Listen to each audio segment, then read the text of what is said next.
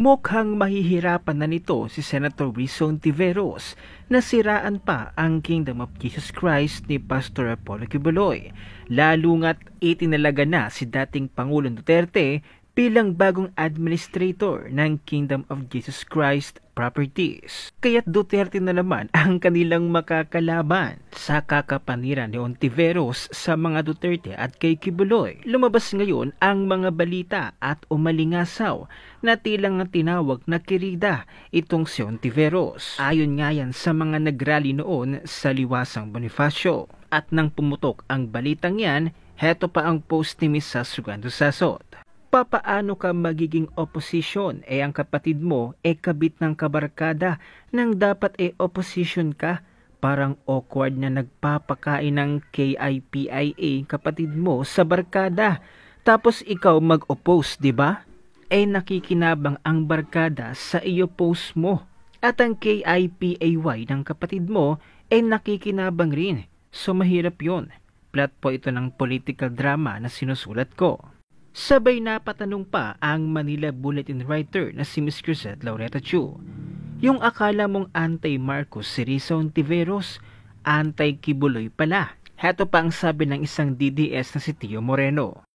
Pastor Apollo Quiboloy is one of the most significant people working with Dutertes. He is influential not only as a pastor at Kingdom of Jesus Christ, but also as the owner of a school, JMC, and a news network, SMNI. This is also one of the reasons they are working to shut down SMNI, as it is the sole network that gives voice to the Dutertes, covers BP Sara's accomplishments as Vice President and Deputy Secretary, and helps Digong to continue to extend his influence despite the fact that he is now an ordinary citizen. By hobbling Pastor Apollo Quiboloy, they are also destroying the means, influence, and assistance he may provide to VP Sara if she decides to run for president, and much more so to Digong if he decides to run for senator next year.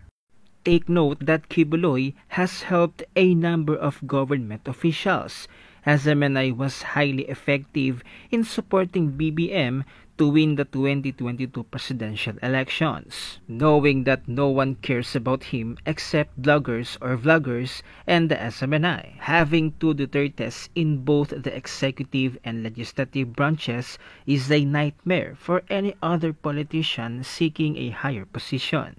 They are well aware of the Dutertes' political capital. They seek to destroy Dutertes' grassroots support because it is their most powerful weapon. And it is precisely why they constantly win. The way I see it, that Ayuda move is their attempt to garner more voters. It's an indirect attempt to buy votes, particularly given the forthcoming elections. The many winners in Lotto is one of their means of funding their efforts to silence ordinary critics and cripple those with connections to the Dutertes. It is only during this admin that we have weekly Lotto winners. It's really not giving. Moreover, the Liberal Party does not want another Duterte to be in power.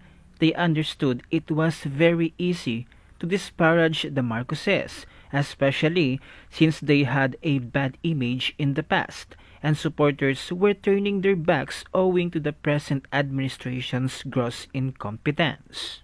The Dutertes are the biggest deal now, not the Marcoses, if you observe left and right demolition campaigns against them. That is a shallow political tactic employed by losers. We must remain vigilant, for the true enemies are those who cloak themselves in the guise of righteousness, yet beneath their facade lie corrupt intentions. They exploit governmental platforms to disseminate toxic ideologies, poisoning the minds of the populace. At sa mga natatanggap na paninira ngayon sa mga Duterte mula sa mga makakaliwang grupo, mga dilawan at mga ilang loyalista na ayaw sa mga Duterte, ay narito ang sagot at reaksyon ng isang kilalang influencer na si I Am Sean Wayne. Narito ang full video, panoorin natin. Pinalagan ni Vice President Sara Duterte ang anyay mga black propaganda laban sa kanya. Ang layunin ay sirain ang aking integridad at gumawa ng imahe na ako ay isang mamamatay tao, na korap, abusado, taksil, at isang warlord. Bukod sa mga dati ng isyong ibinato laban sa kanya o sa Department of Education kung saan siya ang kalihim, binanggit niya rin ang ilang kumakalat na post pero peki naman, tulad ng pabaon o ayuda sa mga mag-aaral, pati pag-uugnay sa kanya sa Davao Death Squad. Ang mga paniniray nagkukubli umano sa personal at politikal na interes para isuko anya ang kanyang sinumpaang tungkulin. Ito guys, no, I'm not even sure kung may nag-i-exist pa bang supporter ng both ni VP Sara at saka ni PBBM.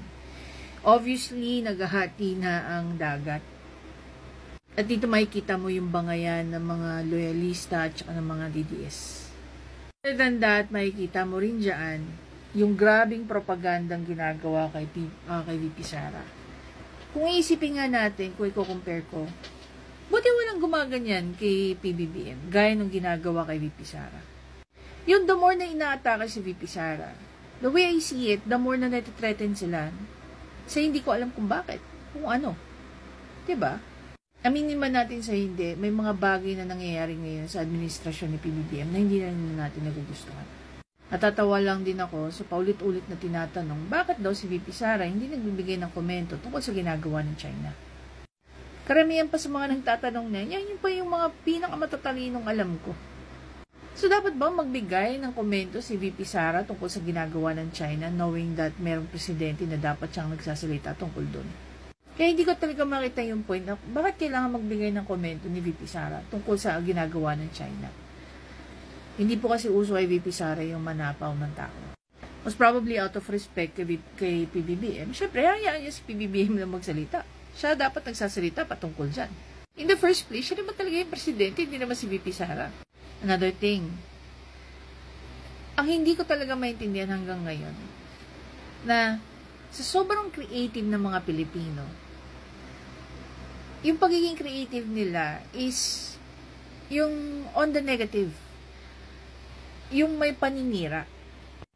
Aminin nyo man sa hindi, karamihan sa mga to, no, hindi ko nalalatin, pero karamihan sa mga gumagawa ng mga kwento at nagpapakalat ng maling kwento about kay VP Sara, is bayad yan. Because the first thing that you're going to ask the person, what's in it for you? Ano mapapala mo kung sisira mo si VP Sara? At ang naninira kay VP Sara, isang normal na Pilipino, isang simpleng Pinoy. You really think gagawa yan ng mga kung ano-ano, kung hindi yan protektado, o may basbas, o nabayaran? Sige nga, kung ikaw tatanungin ko, ano mapapala mo bilang isang normal na Pilipino? Gaya halimbawa ko, siraan ko si PBBM. Ano mapapala ko dun? Diba? Mag-viral? Kikita ako? Hindi siguro. Hindi enough yung stress na makukuha ko sa pera, diba? Hindi enough yung pera, rather, na makukuha ko sa stress na ibibigay sa akin ng mga supporter ng kung sino-sino. Not unless siguro, kung halimbawa, may mga perang involved yan. Definitely. Kanina nga lang guys, pinapanood ko yung news. No? Na in-interview ng mga taga-SMNI, yung mga tao na nagsabi na sila daw ay binayaran lang para umattend ng rally. It turned out na may isang vlogger na ang pangalan in-identify ng mga binayaran ng 100 na si Ninong Barzaga. Diba? It's the same person na nakita at napanood ko na inaatake rin si VP Sara. I really don't get it eh. Diba? With or without that issue, I think Ninong Barzaga is doing well with his contents, di ba? Okay naman siya. Marami naman nanonood sa kanya. Pero for him, to say something like that to harm people, di ba? Based on sa mga kwento ng tao, anong point? Kung palagang ka ba ni VP Sara, kasuhan ka ni VP Sara, kasuhan ka ng SMNI, kasuhan ka ng mga taong ginagumo ko, no? Di ba? Saka dadamputin. Sino nga tutubos sa'yo? Unless may nag-hire sa kanila, di ba? May nag-hire sa mga taong to para gumawa ng mga propaganda against kay VP Sara. Ngayon, kung talagang may issue, gaya ng sinasabi nila, na si VP Sara daw ay may lalaki, tapos meron daw yung 125 million na nakuha, yung 100... If you do the math, it will never add up. In terms of information, kung babanggain mo yung mga information, it will never add up. So far, no, between BBM and Inday Sara, mas nakikita kasi natin, no? Ako personally, mas nakikita ko na na-fulfill ni VP Sara yung mga sinumpaan niya para sa kanya, yung mga naka-mandate sa kanya. With PBBM, diba? Ako personally, hindi ko nagustuhan yung paano siya trinato ng isang reporter. Hindi na rin yun bago. Bakit? Kasi even PRRD, not with the same person, not with the same reporter, pero nakaranas si PRRD ng pambabastos din sa mga foreign journalists. Yung mga bagay na yan, dapat nagkakaisa rin tayo kahit paano. Diba? At the same time, kung pinoprotektahan nyo si PBBM, dapat pinoprotektahan nyo rin si VP Sara. Mapapansin nyo, despite of all the issues and controversy, VP Sara is sticking with PBBM. Diba? If we're following her lead, then ito doon na natin. Let's just focus kung ano ang hindi pa nagagawa ni PBBM. Singilin natin siya doon based sa kanyang mga pinagsasabi during the election, based doon sa mga sinasabi niya sa SONA. Singilin natin siya ron. And marami naman talaga ako nakikita na yun naman ang ginagawa. Hindi lang naman ikaw na, halimbawa, yung mga loyalista na nagkiklaim na loyalista daw sila kahit first time lang na bumoto ka sa isang Marcos, biglang naging loyalista. Kung talagang para kayo sa bansa, na pag may nakikita kayong mali, either, it's not only VP Sara or BBM, either sa dalawa or kahit sinong politiko, sana i-call out natin lahat. In the first place, pare-pareho natin binoto yung mga yan. Pare-pareho nating pinapasweldo yan. So, deserve natin kung ano yung sinasabi nila. Kasi, based nga doon sa mga pinagsasabi nila during SONA, during election, yun yung pinangahawakan natin. Yan natin sila binoto eh. Diba? I-elevate na natin ng kaunti yung sinasabi nila nangako na kailangan to pa rin. Dapat pag sinabi mo, gawin mo. Diba? Anyway. Hindi naman pala ganoon kalinis itong Senator Risa Ontiveros. Akala mo naman napakalinis. Kung ganoon-ganoon na lamang tirahin si Pastor Apollo Quiboloy at ang mga Duterte. Ano ang inyong masasabi? Huwag nang kalimutang i-share ang video na ito, mag-iwan ng comment at like.